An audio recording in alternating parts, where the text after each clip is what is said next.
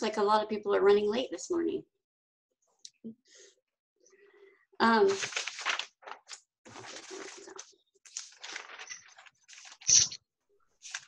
Okay, so we did the blood pressure, the big blood pressure map on Monday, right? You guys been working on that? So if I did a pop quiz and I said, take out a piece of paper and draw that map, you'd get 100%? 0? AJ says 0. All right, well, you should work on that because there definitely be questions on that on the exam, and that map is definitely going to help you answer those questions. So where we are right now, we're going to finish chapter 6 and start chapter 7, which is respiratory control. I have 2 lectures set up for chapter 7, and then you review and then your exam. So the exam's coming up. So if you haven't been reviewing all the chapter 5 material, the direct calorimetry, indirect calorimetry, all the calculations, the fatigue, make sure you go back and do that because there's quite a bit of information in chapter 7. Okay, and a lot of terminology in this chapter, in chapter 6. So make sure you're reviewing all that. Okay, so I'll go back a little bit right now in review before I add on. Ariel, can you please explain cardiac autoconduction? So cardiac autoconduction will start with the sinusoatrial node, which will pretty much set the heartbeat at 100 beats per minute, and it will initiate the contraction, or it'll initiate the signal, and then it contracts the atria, and then the signal goes to the AV bundle, which will delay the signal for the ventricles to finish filling. The signal will then go to the bundle of His.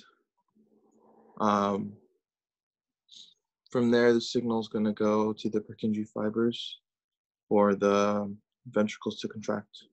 So the blood can go to the lungs or out to the rest of the body.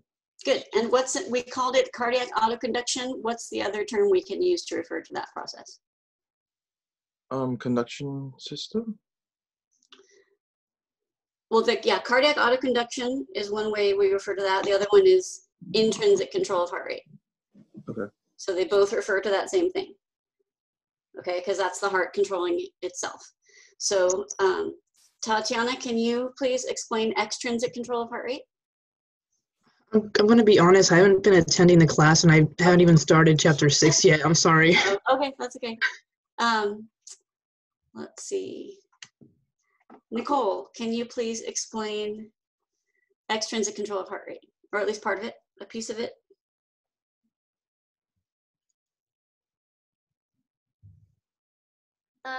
Extrinsic control is something external acting on the SA node.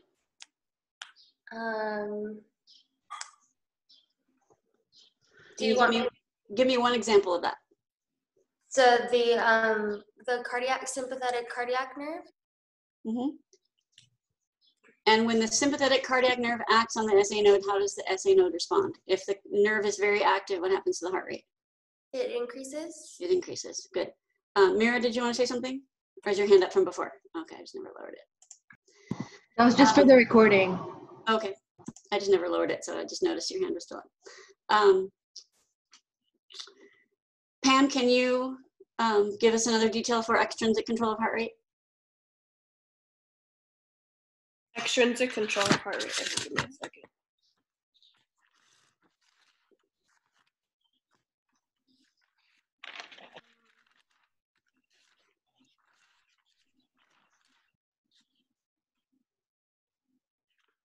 So another example of something that's going to act on the SA node to either speed up or slow down your heart rate. Which one did we talk about already? We did sympathetic cardiac nerve. Sympathetic. Epinephrine. Okay, and how will epinephrine affect the SA node? Because vasoconstriction. Okay, that's how epinephrine affects the arterioles. That's extrinsic control of blood flow.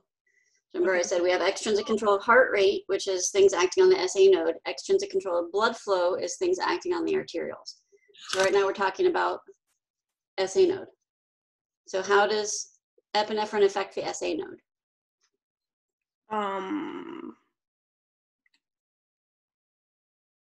Did they say like increase heart rate?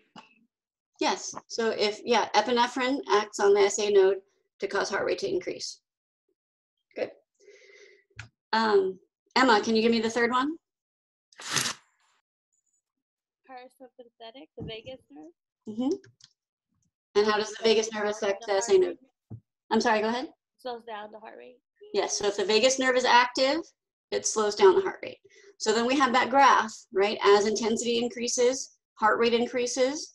So the increases between 60 and 100 are due to the withdrawal of parasympathetic activity. A decrease in vagal tone will increase heart rate up to 100 beats per minute. And then increases in heart rate above 100 beats per minute are due to the sympathetic nervous system through the sympathetic cardiac nerve and epinephrine. Okay, any questions on intrinsic and extrinsic control of heart rate? Okay.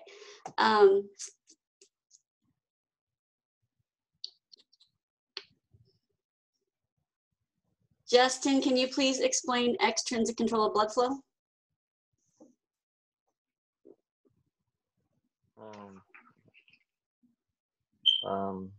Extrinsic control of blood flow would be like an external factor acting on the arterioles.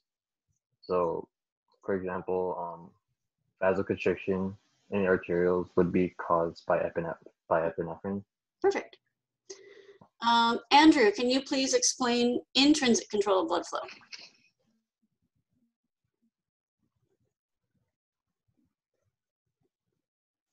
Like me? No, sorry, the other Andrew. Andrew Cho. Okay. Sorry, AJ.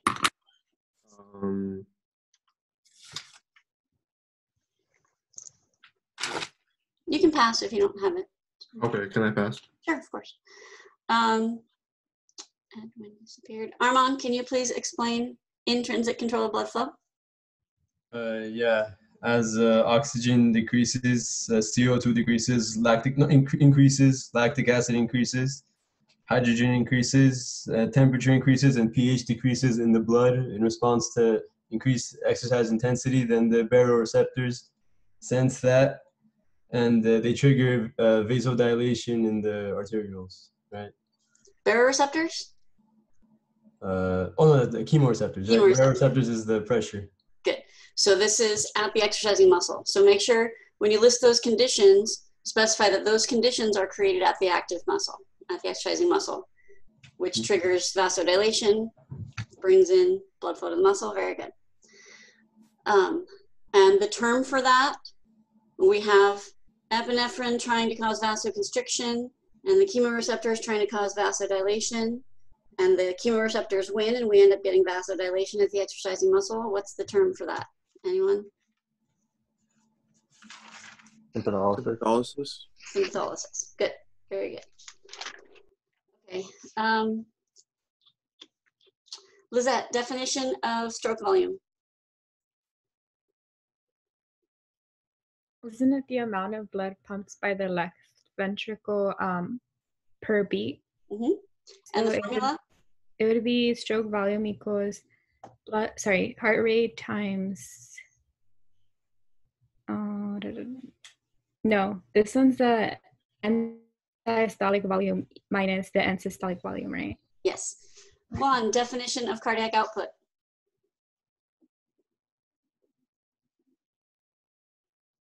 You can hear me, right? Mm-hmm. Alrighty. It'll be the amount of blood pumped by the left ventricle per minute. Good. And the formula? It's going to be cardiac output equals stroke volume times heart rate, or a heart rate times SV. Am I right? Yeah. Either way is fine. All right. Good. Edwin, definition of end diastolic volume. And amount of blood in left ventricle at the end of the diastole. Good. Vanessa, definition of end systolic volume? The amount of blood at the end of systole. The amount of blood where?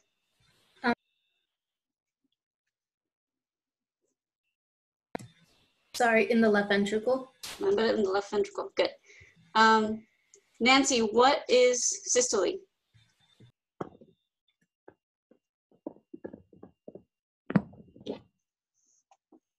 One sec, I just was going over that. When the ventricles are contracting and emptying and atria is relaxing and filling. Very good.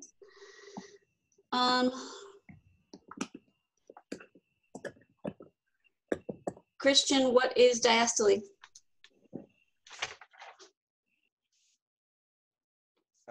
When the ventricles are relaxing and filling and the atrium is emptying and contracting. Very good. Arpi, can you please give me the short and expanded formulas for blood pressure? Yes, 1 second. So the short formula is blood pressure equals cardiac output multiplied by peripheral resistance. And then the long formula is blood pressure equals heart rate multiplied by stroke volume multiplied by length times viscosity divided by radius to the fourth power.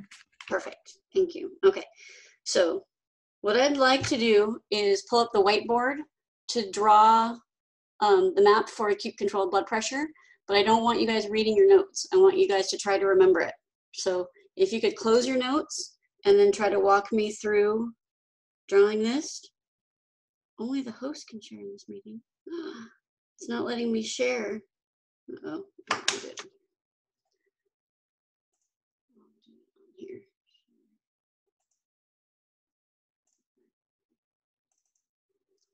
Okay. So what's at the top of this map? What does everything start with? Exercise. Exercise.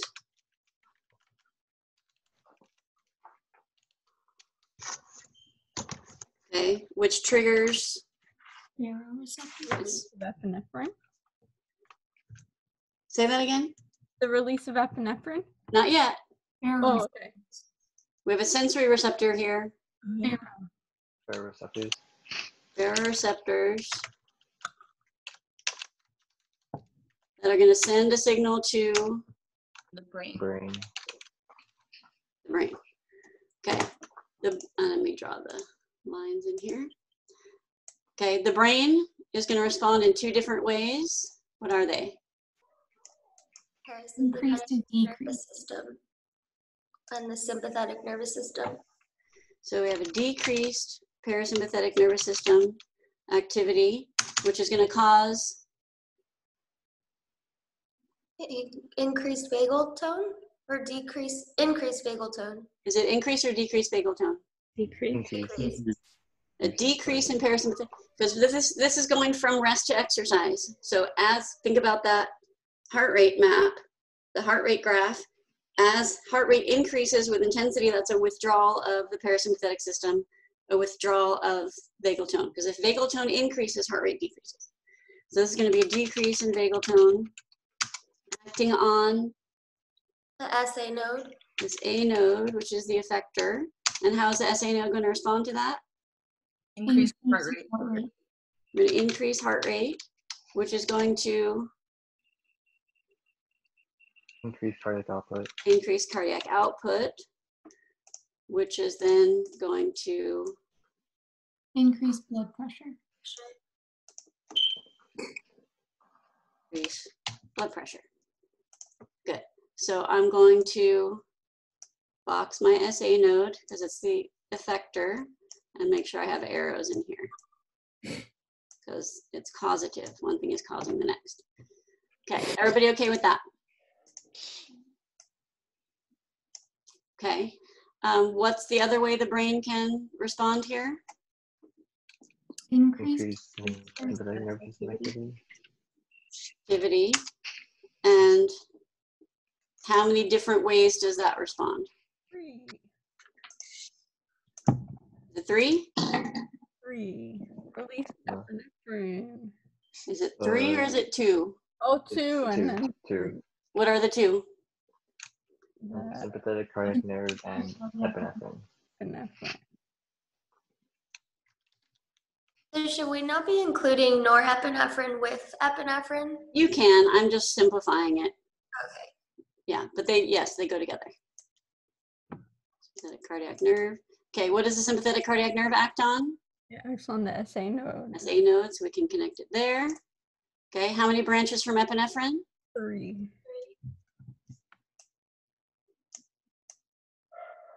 Okay, what do we need to put first?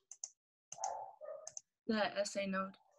We need to do the SA node first because we can't cross our lines. That one needs to go across. Okay, for the next 2, it doesn't matter the order. So what should we put next? Arterioles.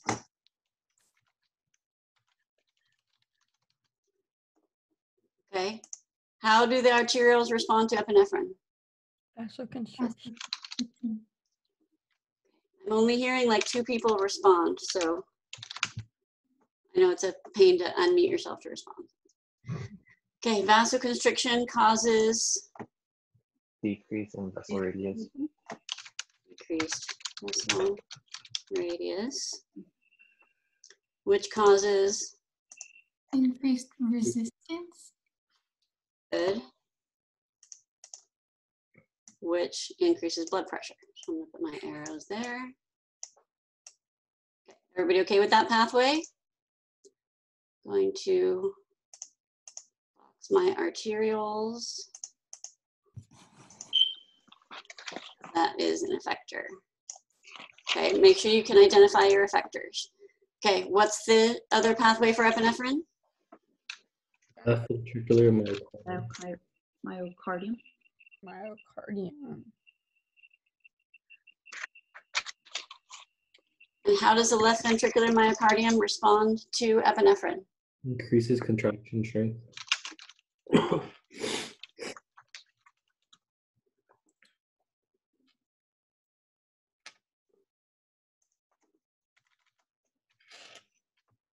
Which causes?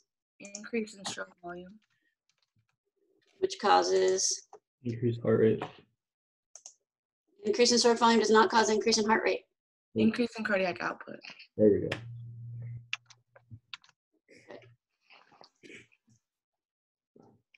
Which takes us to blood pressure. Okay, so looking at this, Edwin, can you please explain in detail one way that epinephrine contributes to increases in blood pressure during exercise? Do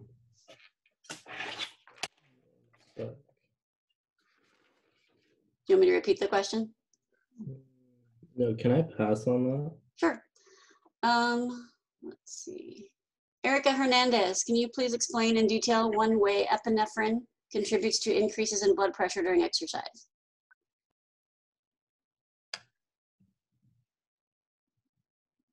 I'm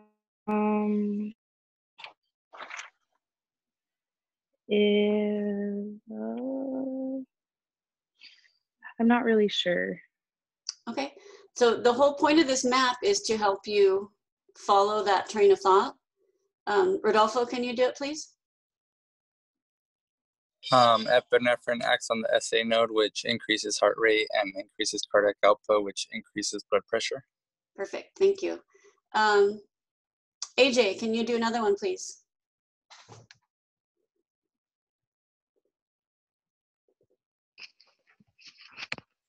AJ, you need to unmute yourself.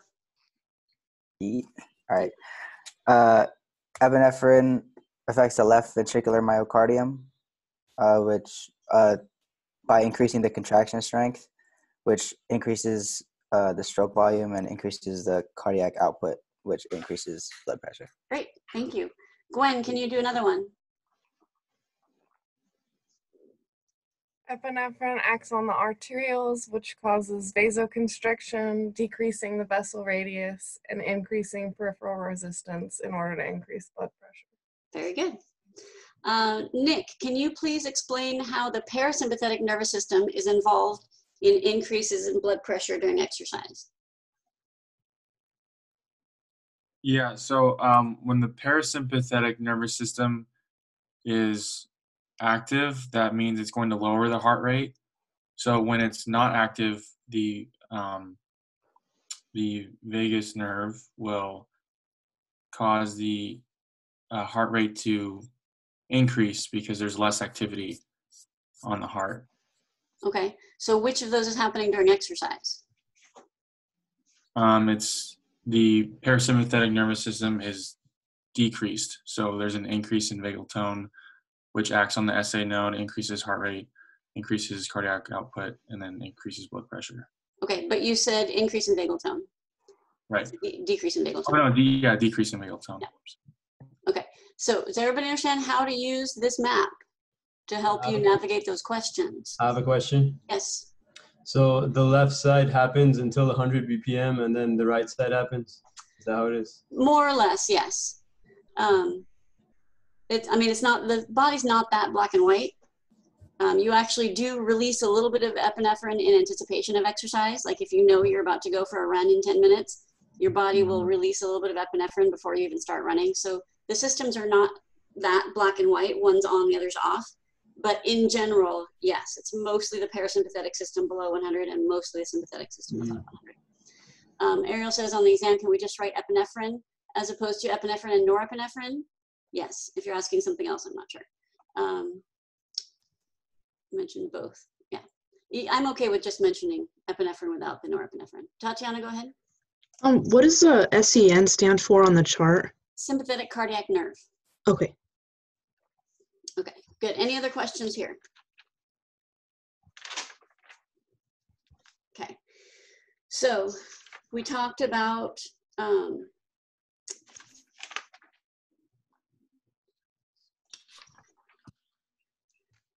venous return mechanisms.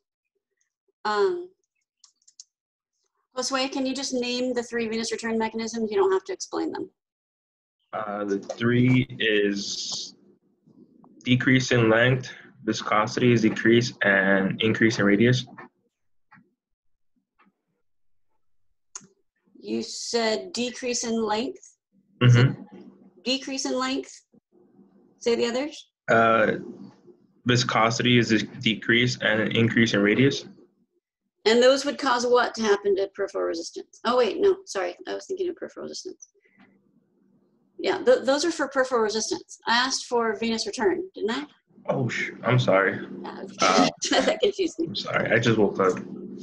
Good morning. Can I pass on that real quick? Yeah, of course.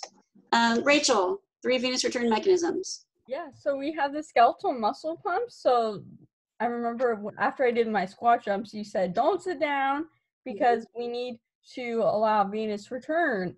So basically this means that our muscles are pumps and it's pumping our blood back up to our heart. So we don't want to give it excess work by like sitting down. We want to allow like gravity to not, like we don't want to give ourselves an extra thing, an extra gradient to work against. So it's good to stand up or lie down, you said, to allow that to return. Let me make sure I'm hitting on everything. You use the water balloon as the example when you explain that one. And then respiratory pump with the diaphragm, as you inspire and expire, helps blood pump through the vein to the heart. And this is related to the diaphragm. So as diaphragm moves down with inspiration, and then it moves up with expiration. So it's basically helping that blood pump through the respiratory system. And then vasoconstriction pushes blood flow more forcefully via epinephrine, like the water through the hose example. So vasoconstriction is like our little tool that we use in that case. Yeah, great. Thank you.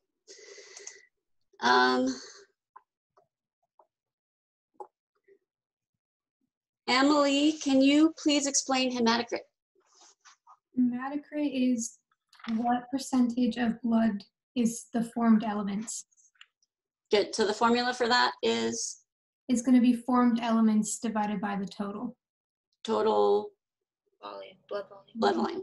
Good. So remember the hematocrit is related to viscosity. So it has to do with the thickness of the blood. So the higher the percentage of formed elements, the higher the hematocrit, which means the blood is thick, because more of the blood is formed elements. So it's thick, which means it has a high viscosity. So if viscosity is high, remember viscosity is part of peripheral resistance. And think about peripheral resistance as resistance to blood flow at your extremity. So if resistance is high, you have a hard time getting blood flow to your muscle. So having a high hematocrit can decrease your performance because it slows down blood flow to the muscle. Ideally, you want hematocrit to be low, so the blood is thinner. Hematocrit is low, viscosity is low, resistance to blood flow is low, which means it's easier to get blood to flow to the muscle. Okay, but we want red blood cell count to be high. It's a benefit to have high red blood cell count because we have the red blood cells have the hemoglobin that carries oxygen.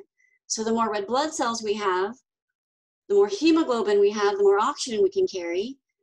That means we can deliver and consume more oxygen, which is going to improve our endurance performance. Okay, so ideally, hold on one second, Emily.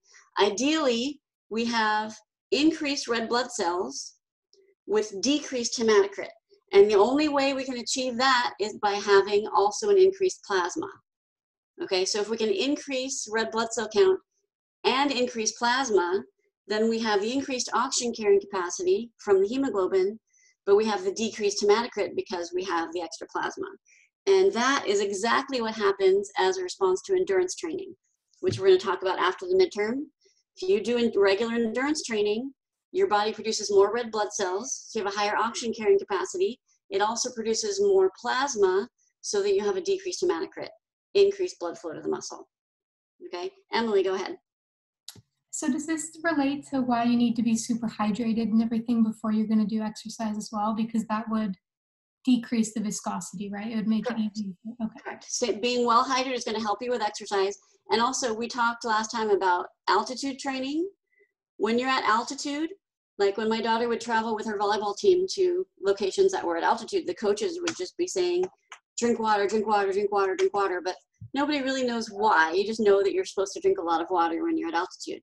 The issue is when you're at altitude, remember I said it's harder to get oxygen into your blood, and your body responds to that by increasing red blood cell production. So if you increase red blood cell production, that's an increase in hematocrit, which will hurt your performance. So you have to increase your hydration to keep your plasma level high, to keep your hematocrit low. Okay. Other things I wanted to talk about with that, we talked about blood doping, right? Did I talk about blood doping in this class? We didn't talk about that in this class. Okay. So blood doping is another way to increase your red blood cell count. And this is what all the professional cyclists, not all of them, but a lot of professional cyclists are caught doing this because it improves your endurance performance. So in blood doping, you take out some of your blood and you freeze it so that the red blood cells stay alive. Your body will replace that because your body's constantly replacing your red blood cells. They die off and you make new ones. Okay, so if you take some out, your body will replace that. And then right before your endurance event, you inject the blood back in. So now you have extra red blood cells, which means you can carry and deliver and consume more oxygen. But with that, you have to also inject the plasma and stay well hydrated so you can keep your hematocrit low. So when you do that, you have much more capacity to consume oxygen, which is why it's beneficial for endurance athletes. But that only works if the person has been training, so that they have the mitochondria and the capillaries and the myoglobin and the enzymes to process all of that oxygen. If they're an untrained person and they do blood doping or they do the altitude training and increase their red blood cell count, they're not going to have the infrastructure to deal with it. So it's not going to be helpful to an untrained person the way it is to a trained person. Okay. Someone who's anemic has low red blood cell count, which means they have a harder time carrying and delivering and consuming oxygen, which comes across to you as a low aerobic capacity, which means you're easily fatigued. So that's why someone who's anemic does not have a high capacity for aerobic exercise, because they don't have as many red blood cells. Okay. Any questions on the components of the blood or the hematocrit?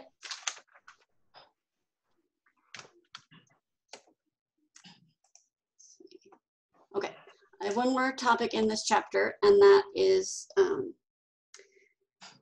well, let me give you a scenario first. So imagine it's the middle of August and it's 105 degrees out.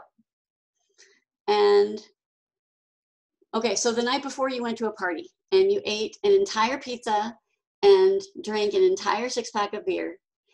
And the next day you're feeling really gross and you're determined to get a good cardio workout in. But it's 105 degrees. You decide to go to the gym anyway. You go to the gym. Air conditioning at the gym is broken, but you're determined you're going to get your run in. You're determined you're going to run for an hour on the treadmill that day. So you get on the treadmill. It's really hot in there. All the windows are closed. Air conditioning is broken. You start running on the treadmill at your comfortable pace. Let's say it's 6 miles per hour. And you're running, you're 6 miles per hour, and your heart rate is at 140, and it's consistent there through your run. And you're used to running for an hour at that pace. Okay, that's normal for you. Let's just assume that. Okay, so you get 20 minutes in, 30 minutes in, and it starts feeling more difficult. And you have a heart rate monitor on, and you notice your heart rate has been steady at 140, but now it's creeping up, 145, 150, 155, but your intensity has stayed the same. Okay, should your heart rate be increasing, or should it be staying the same? If your viscosity increases, shouldn't it increase? Because it's working, it's working harder. So it's maybe the heart is trying to pump blood, although it's getting more resistance. Okay, so yes, you're right. But what I'm asking is, if you're keeping your steady pace at 6 miles per hour, should your heart rate be increasing steadily, or should it be staying the same? Same. It should be staying the same. So we always draw like the graph we drew with intensity on the x-axis and heart rate on the y-axis, and the heart rate steadily increasing. That's with increasing intensity. That's if you're going 4 miles per hour, 5 miles per hour, 6 miles per hour, 7 miles per hour, 8 miles per hour. If you're constantly increasing your intensity, your heart rate's going to be consistently increasing. But nobody does their workout rate like that, right? If you're doing a steady state 60-minute run, you're going to keep a steady pace to the whole thing right underneath your lactate threshold, right? You can't be above your lactate threshold. This was a question that a lot of people had trouble with on the Kahoot, even the second time around. Steady state has to be aerobic. You cannot be in steady state if you're working anaerobically, because steady state is where you're meeting your oxygen requirement. And in anaerobic work, by definition, you're not meeting your oxygen requirement. Okay, so you can only be in steady state if you're working aerobically, which means you have to be underneath your lactate threshold. Okay, so if you're at steady state, I see a couple hands up. Hold on 1 second. If you're at steady state, keeping a constant intensity, a constant speed, your heart rate should stay the same. Okay, but in this scenario, after you've been running for a half hour, your heart rate starts to increase, and you don't have your water bottle with you, and all the water fountains in the gym are broken. So you just keep running. So if your heart rate is increasing in this case, that's a problem. Okay, so this is abnormal. This is normal would be for your heart rate to stay the same. Abnormal would be for your heart rate to increase with your intensity staying the same. So this is called cardiovascular drift. Okay, so I'm going to go to the whiteboard. Okay, the sleep was not going to be an issue, Rachel. We're not going to talk about the sleep. The training level does not matter. Go to my whiteboard. Okay, I'm going to clear this. So this is called cardiovascular drift. Cardiovascular drift is when there's an increase in heart rate without an increase in intensity. Cardiovascular drift is when there's an increase in heart rate without an increase in intensity. So if there's an increase in intensity, it would be normal for there to be an increase in heart rate. But if intensity is staying the same, heart rate should stay the same. So cardiovascular drift is an increase in heart rate even though intensity is staying the same. So the issue is, it's important that the situation I set up was a very hot environment. Okay, so this tends to happen in a hot environment with prolonged exercise. So this person is going to be sweating a lot. Okay, so we're going to have increased vasodilation of the skin due to epinephrine, right? But this increased vasodilation at the skin is going to cause increased sweating. Okay, if you increase your sweating, what happens to your total blood volume? It's going to go down. Okay, so we're going to decrease total blood volume. What do you think is going to happen to stroke volume? Increase. Increase? Decrease. Decrease. We have less blood because we're sweating, we're losing a lot of plasma. Decreased. Here. The increased sweating is going to cause decreased plasma volume. It's going to cause decreased total blood volume and therefore decreased stroke volume. Okay, that increased vasodilation of the skin is also going to cause, well, let's go do this. If we have decreased stroke volume, that's going to be an issue. Remember, stroke volume is how much blood we're getting out with each contraction. So this person is maintaining their intensity. They need a certain amount of oxygen, right? If they're running at 6 miles per hour, we could calculate how much oxygen they need, right? We have a formula for that. So their requirement for oxygen is staying the same, but their stroke volume is decreasing. So if their requirement for oxygen is staying the same, that means their cardiac output needs to stay the same. Cardiac output equals heart rate times stroke volume. So in this situation, if stroke volume is decreasing because of we're sweating and losing plasma, and also this redirection of blood to the skin means less blood is going back to the heart. So this is also going to decrease return because of more blood flow to the skin. Okay, that decreased venous return is also going to decrease stroke volume. So if stroke volume is decreasing, but we need cardiac output to stay the same so that we can maintain our intensity, what has to happen to heart rate? To increase. It has to increase. Okay, so let me go back for a second. You're in a hot environment doing prolonged exercise. You're sweating a lot, which means you're directing a lot of blood flow to your skin. If you're directing a lot of blood for your skin, there's less blood flow going to the heart, which is going to decrease venous return, right, which is going to decrease stroke volume. You also are losing plasma volume because you're sweating. So total blood volume is decreasing. So stroke volume is decreasing. So we have all these things happening that are decreasing stroke volume. But for maintaining our intensity, we need cardiac output to stay the same. So if cardiac output needs to stay the same and stroke volume is decreasing, the only way we can make that happen is by increasing heart rate. Okay, so cardiovascular drift is an increase in heart rate without an increase in intensity.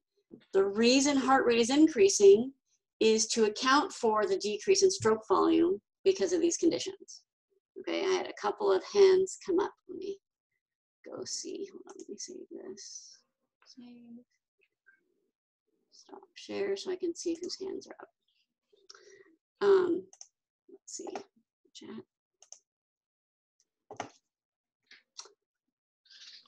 Okay, so you can be a comfortable gradient, your intensity wouldn't change, but because you're losing plasma, that will decrease how much blood you have. Okay, so because you have less blood going to your heart and less blood in general because of the sweat, you're gonna have less blood out of your heart with each contraction.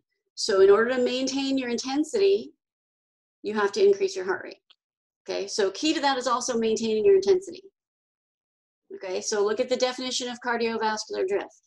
It's an increase in heart rate while intensity is staying the same. So it's abnormal, and it's because of dehydration. So it's mainly because of dehydration. So you could counteract this by staying well hydrated. Okay, so specifically in this situation, it was a very hot environment, the person was sweating, there was no airflow, there was no water being consumed. Okay, questions on cardiovascular drift? I have a question about your example. Yes, go ahead. You said the theoretical person drank a lot of beer. How does alcohol affect your heart rate? Alcohol is a diuretic. Okay. So it's going to increase your urine production, which is also going to dehydrate you. Yes, and coffee does the same thing. Good. Any other questions? Okay, that is the end of chapter 6. I'm going to go on to chapter 7.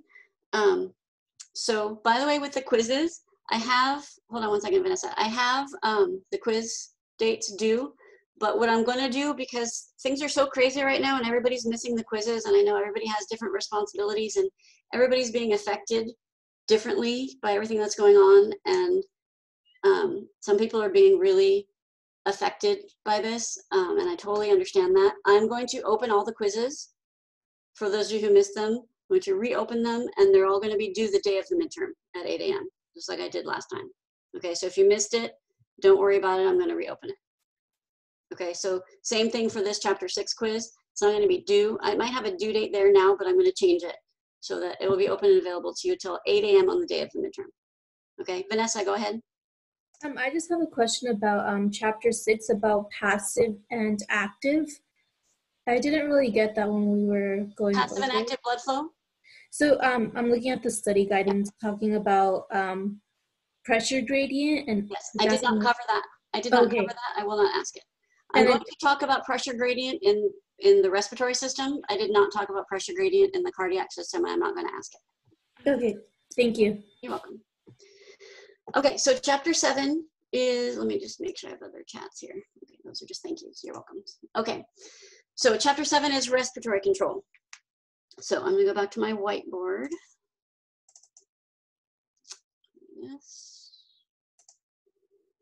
Okay, so respiration, we're going to divide into 4 parts.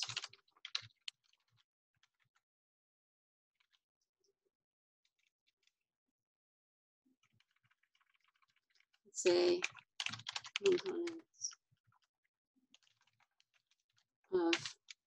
components is not really a right word, but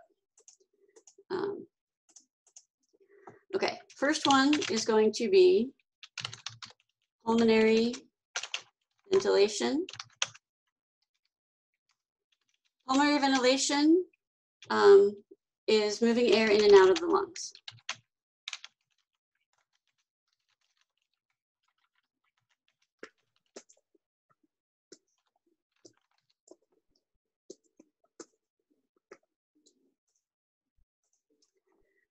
Two,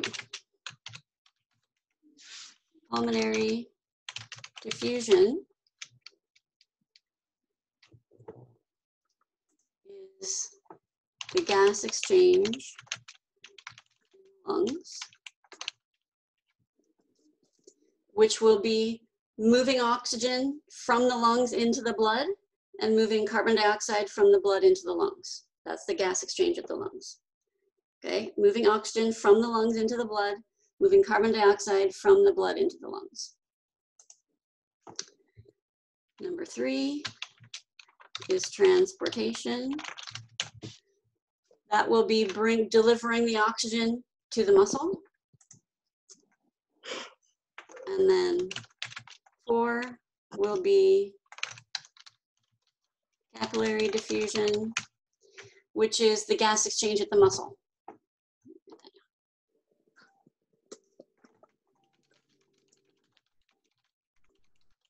Gas exchange at the muscle will be dropping off oxygen at the muscle, picking up the carbon dioxide, and then that blood will go back up through the right side of the heart and into the lungs, and the whole process starts again. Okay, so pulmonary ventilation, moving air in and out of the lungs. Pulmonary diffusion is the gas exchange in the lungs, moving oxygen from the lungs into the blood, carbon dioxide from the blood into the lungs, so you can expire it. Transportation is bringing the oxygen to the muscle.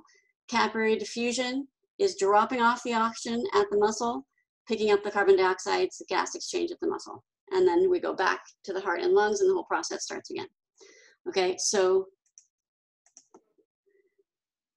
these first two parts together are considered external respiration.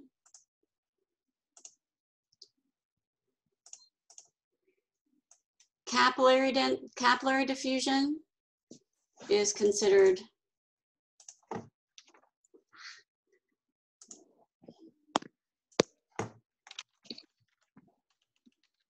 internal respiration. And transportation is the link between external and internal respiration. Okay, so this chapter is going to go in detail into each of these components of respiration. Okay, we'll get through probably the first 3 right now. Capillary diffusion we'll do next week, most likely. Okay, so this is like a little outline of the chapter, but you need to know these terms. Okay, everybody okay with this? We're going to go into pulmonary ventilation. Good, okay. So, clear this.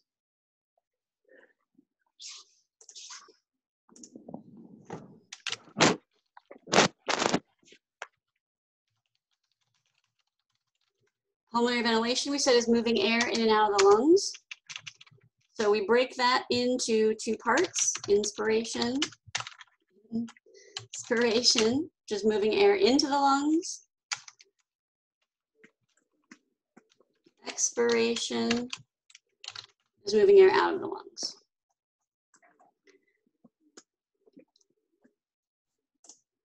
So we have the diaphragm muscle, which we mentioned last time. Vanessa, you have a question? I see your hand up. Or is that from before? That was from before. Okay. So we have the diaphragm that separates, it's a horizontal muscle in between your thoracic cavity and your abdominal cavity. So in order to inspire air, what happens is you contract your diaphragm. Normally at rest, it's curved up and it's compressing your thoracic cavity. Okay, so when you contract your diaphragm, it moves down and flattens out. And that's going to compress your abdominal cavity and expand your thoracic cavity. Okay, your lungs are in your thoracic cavity. So when you contract your diaphragm, it flattens out and moves down. That allows your lungs to expand. If your lungs expand, the pressure inside your lungs will drop. Okay, so there's an inverse relationship between pressure and volume. If there's high pressure, if there's low volume, the space you're in is small, the pressure is high. So for example, if we took the 45 people in our class and tried to all fit them into a closet, okay, that's a decrease in volume. The decrease in the amount of space we have is going to increase pressure. So we're all going to be pressed together. Okay, so pressure has to do with how tightly the molecules are pressed together. So the smaller the amount of space we give them, the higher the pressure. Okay, so the lower the volume, the higher the pressure. If we take the 45 people in our class and we spread out in 159, the big room, we have more space, therefore we can spread out, therefore pressure is lower. Okay, so as volume goes up, pressure goes down. The inverse relationship between pressure and volume. This is Boyle's law. Hold on one second, I have questions. Okay, I'm gonna go back to my whiteboard real quick.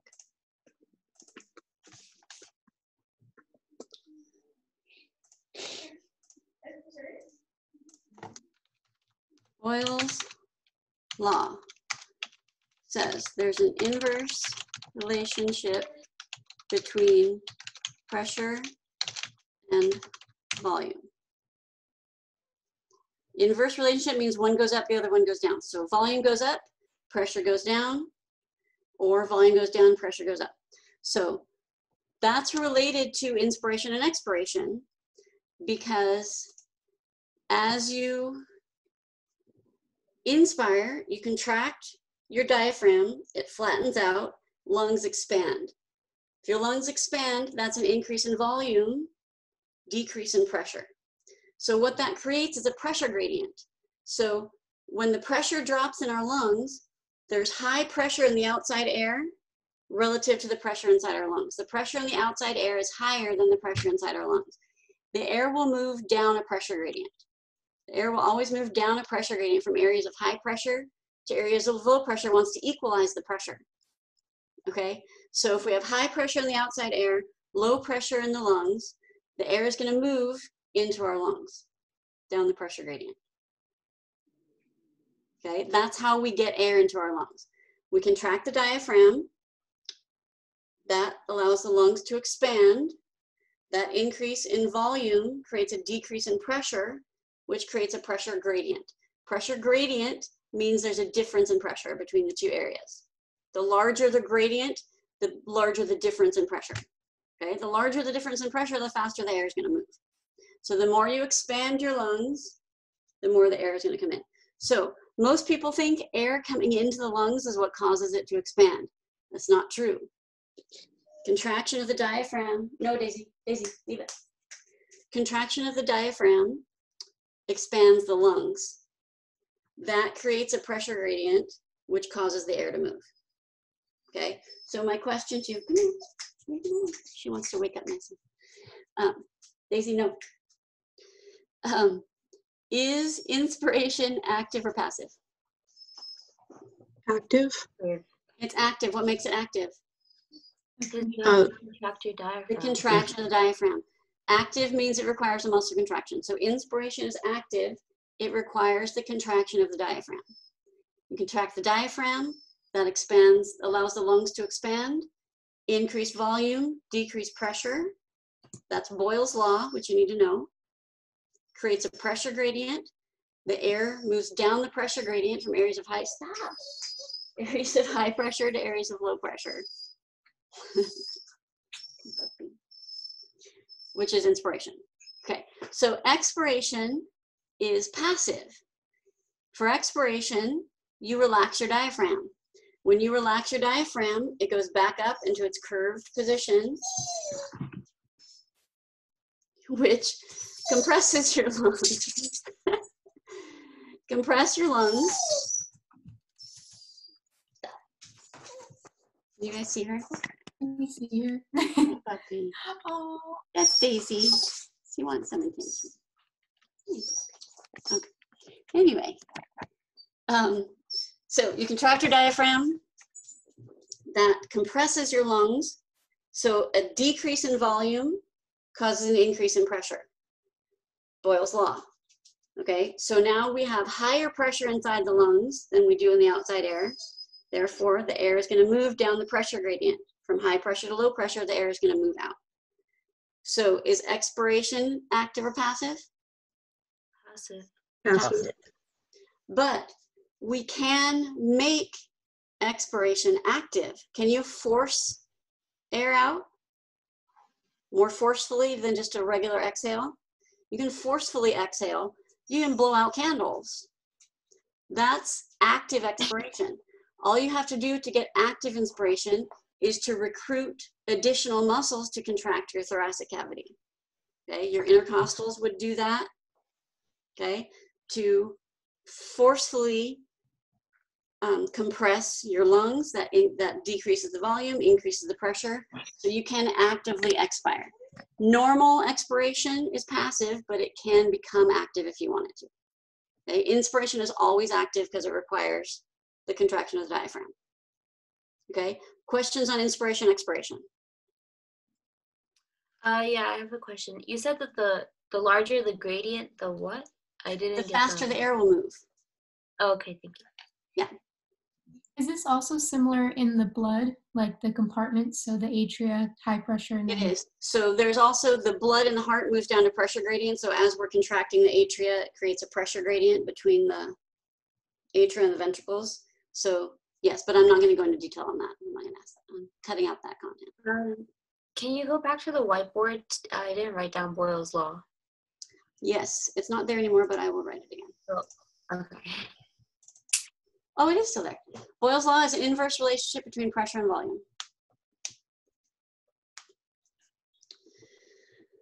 Okay, so in the lab, they don't do this anymore, but back when I taught the lab, we measured lung volumes. So we hook you up to a spirometer and we have you take a couple of normal breaths, and then we have you take a maximal inhale, take in as much air as you can, and then a maximal exhale, to exhale as much air as you can. And we're measuring that. We're measuring how much air you can move through your lungs. Okay, so I'm gonna clear this. And when you do that, you get a graph like this. Let's see how well I can draw this on here. You'd have a normal breath. So as you inspire, the curve goes up. So, and as you expire, the curve goes down. So you have a normal breath, followed by a maximal inhale, followed by a maximal exhale, and then a couple of normal breaths. So you'd end up with a curve like this. And then I'm going to draw a line across the bottom of our max exhale.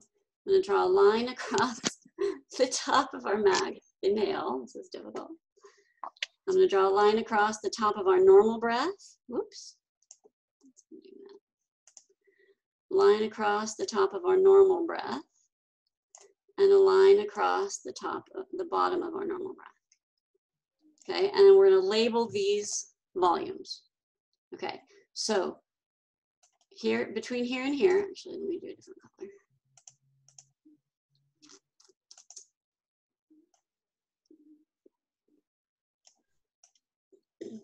This is the amount of air that you move through your lungs in a normal breath. Okay, this is called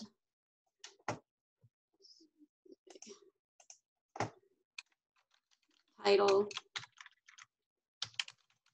volume.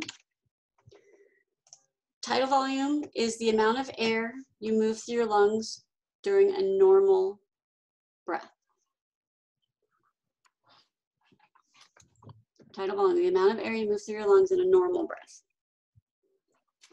But you could inspire more than that if you wanted to, right? You have your normal breathing pattern, but you could take a maximal inhale, meaning there's more breath, there's more space for you to take in air than what you normally take in.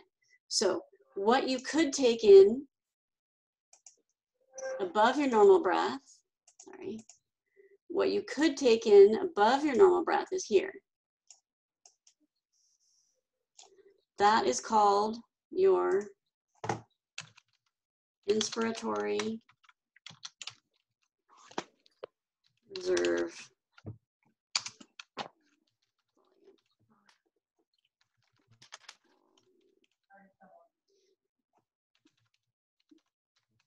Inspiratory reserve volume is what you could inspire beyond your normal inspiration. Inspiratory reserve volume is what you could inspire beyond your normal inspiration.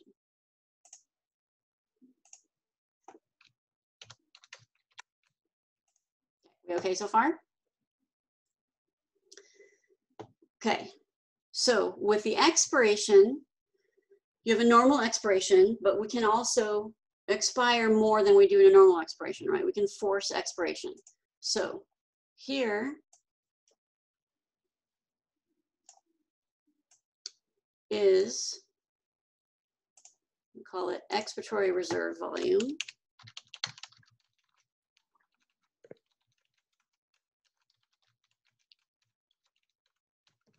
expiratory reserve volume is the amount of air you could expire beyond a normal expiration. Expiratory reserve volume is the amount of air you could expire beyond a normal expiration. When you do a maximal expiration, do you think you're getting all the air out of your lungs, or do you think there's some left in? There's some left in. We're trying to get all of it out, but we can never get all of it out. So we need to draw another line down here to represent the air that's still in the lungs after the maximal expiration.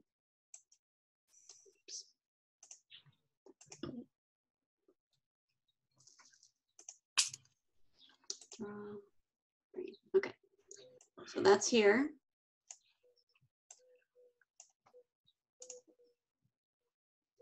This is called residual volume.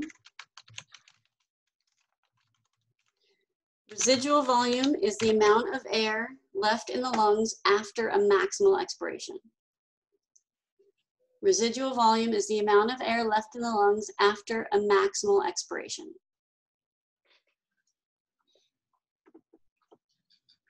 So you want that to be low because you want to be able to expire as much air as possible. Okay, if we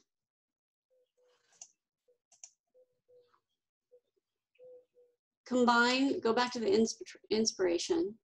If we combine the air we move during a normal breath and the extra air that we could inspire if we wanted to, that's your inspiratory capacity.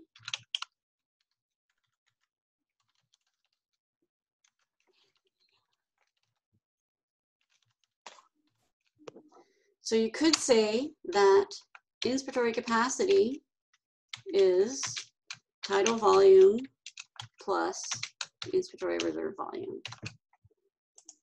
You see how that works? Inspiratory capacity is the combination of tidal volume and inspiratory reserve volume. I didn't put parentheses on there. There should be an opening parentheses on there. Questions on that? Okay, if we combine the expiratory reserve volume and the residual volume, that's functional residual capacity.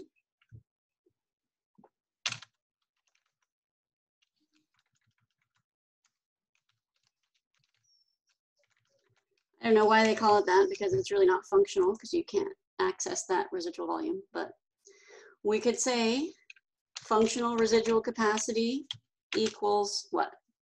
What would this be? ERV plus RV. Everybody see how that works?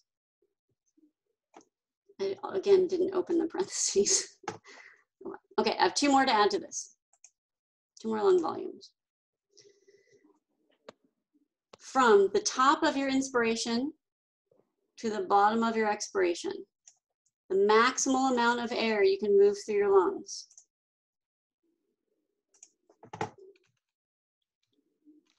Vital capacity.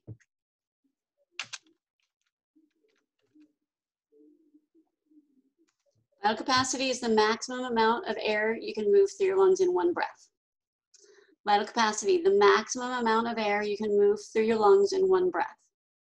So that's the maximal inspiration, the maximal expiration. Could we write a formula for this? Vital capacity equals, what do you think?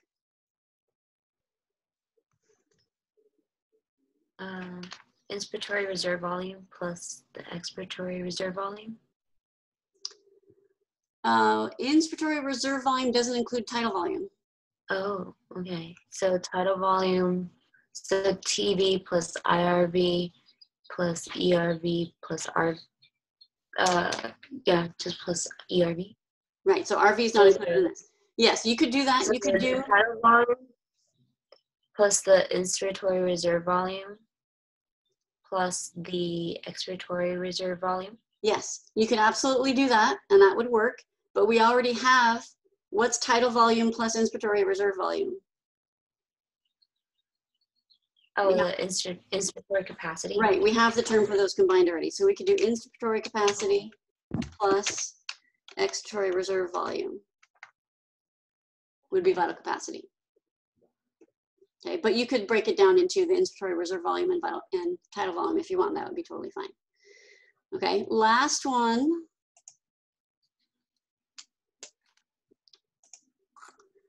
Is this one, which includes the residual volume. So this one is total lung capacity.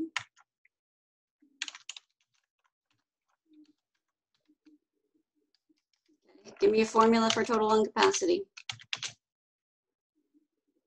DLC equals IC plus FR. Vital capacity plus total plus residual volume. So I heard inspiratory capacity plus functional residual capacity. Oops. That works, right? Inspiratory capacity plus functional residual capacity works. Somebody gave me another one. RV plus IC. RV plus IC would not include, that's missing the expiratory reserve volume. Wouldn't it be RBC plus R? Vital capacity plus residual volume would also work. Everybody see that? Okay, so these are 8 lung volumes that you need to know. You need to be able to draw and label this. Not sure you'll be able to draw it on the test. I still haven't looked at that yet, but at least be able to label it and know these terms. Some of them have definitions, some of them just have formulas. Okay, so like inspiratory capacity, there's not really a word definition for that. It's inspiratory capacity is tidal volume plus inspiratory reserve volume. But you have definitions for tidal volume and inspiratory reserve volume, right? Tidal volume is the amount of air you move through your lungs in a normal breath. Inspiratory reserve volume is the amount of air you could inspire beyond a normal inspiration. Okay, so those two combined make inspiratory capacity. So you need to know these terms. Okay, there is a printout of this, and there's a handout of this on Canvas. It just says lung volumes. I think it's within the chapter 7 section. If you go on modules and you go into the chapter 7 module, there should be a link to lung volumes, and it's this. And it's a really good display of how the different volumes relate to each other. It's a really good handout to look at. Okay, this information is, some of it's in the book, but the book doesn't go into all 8. The book only has like 4 or 5. Juan, you have your hand up. So I don't know if this has to do with any of it, but as for when someone gets their wind knocked out of their like body or air knocked out of them, does this have to do with any of that or no? That's the residual volume. Got it. Yeah, that's really uncomfortable when you get that air knocked out of you. That, yeah, that's exactly what that is. Good question. Thank you. Any other questions on these terms? Okay, so that went with our other drawing. I mean, not our other drawing, our pulmonary ventilation. Inspiration, expiration was those lung volumes. Okay, so done with that. I'm moving to the next one, which is pulmonary diffusion. And it's 10:40, so I'm not going to get as far today as I was supposed to. So pulmonary diffusion, we said, is the gas exchange at the lungs.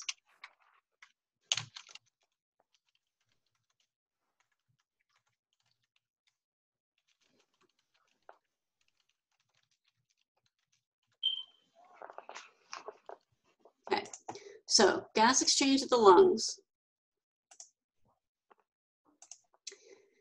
So in the lungs, right, we breathe in air and it goes into our lungs and the lungs branch off, right? And you should know the anatomy of that. I'm mostly concerned with the alveoli, which is the smallest part of the lungs where the gas exchange takes place. So the alveola is surrounded by capillaries. The blood is flowing through the capillaries, and then the gases get exchanged between the alveola and the capillary. So the alveola has a wall, and it also has a membrane. The capillary has a wall, and it also has a membrane. Okay, so this would be alveolar wall and alveolar basement membrane.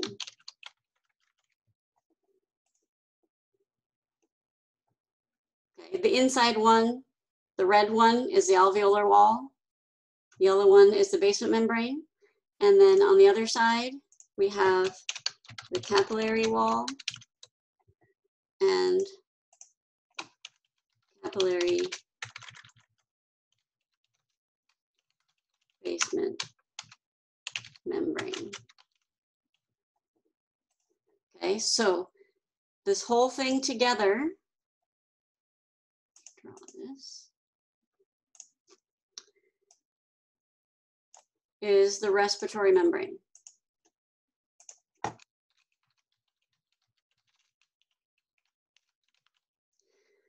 So this is what the gases have to cross. It's the respiratory membrane. These are the four parts of the respiratory membrane: the alveolar wall, the wall of the alveola, the membrane around it, the alveolar basement membrane, and then the capillary basement membrane, and then the wall of the capillary. So the alveola is our lungs. So we will breathe oxygen into our lungs, and that oxygen will diffuse across this respiratory membrane and go into the blood and the capillary. Okay, inside the capillary, we have carbon dioxide. Where did that carbon dioxide come from? Muscle?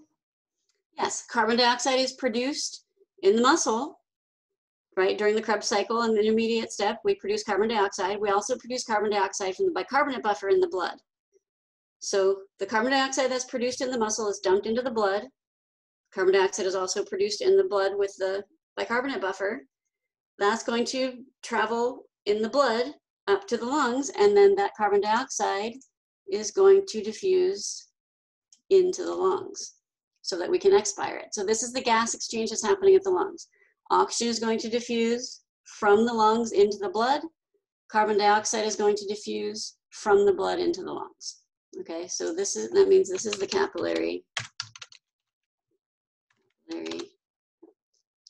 This is the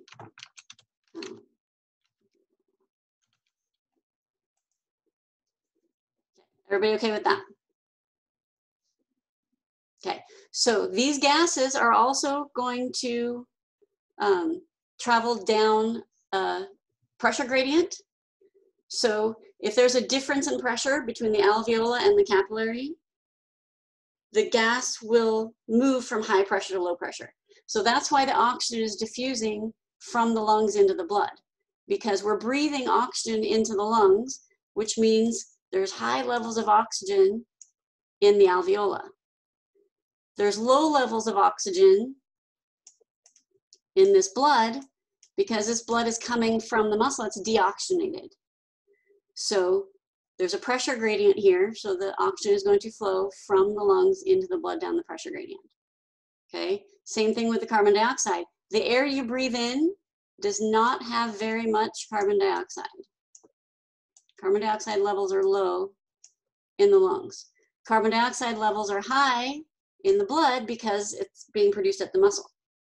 So there's a pressure gradient here, high pressure in the capillaries, low pressure in the lungs.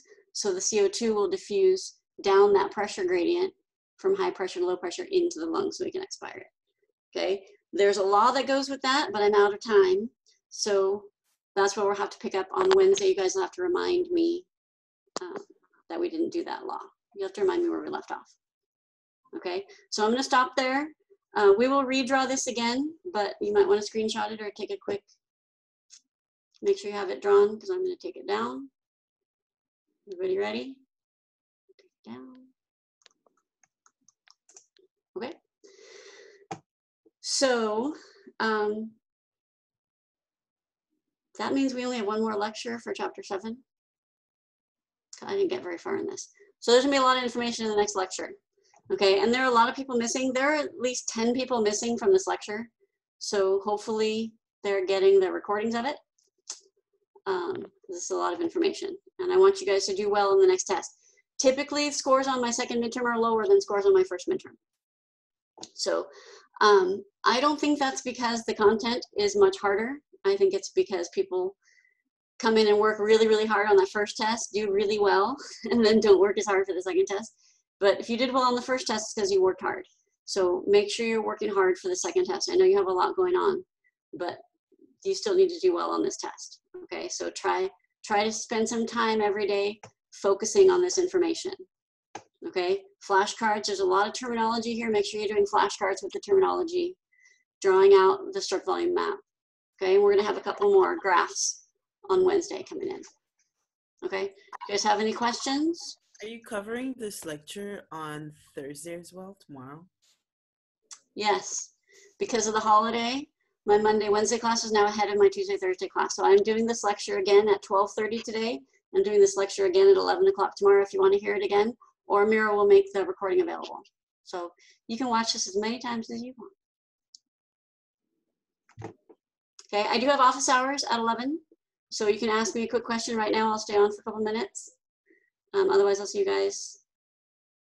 Today's Wednesday, right? So I'll see you guys on Monday.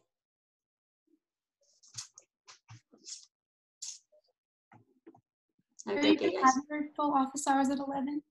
I'm sorry? Are you going to have your full office hours at 11? Yeah. Okay.